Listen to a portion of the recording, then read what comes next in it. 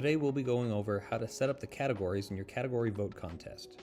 Start by clicking the pencil icon on the field widget labeled category.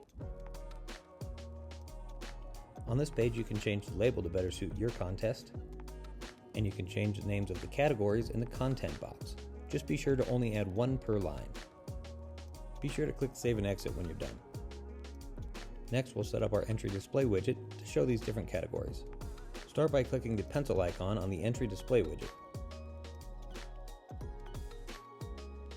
In the filtering dropdown, you can set up which category you want the entry display widget to display.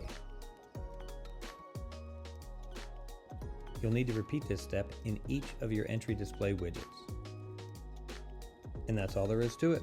But if you have any questions about this or any of our other features, feel free to reach out to our support team via email at theteam@shortstacklab.com.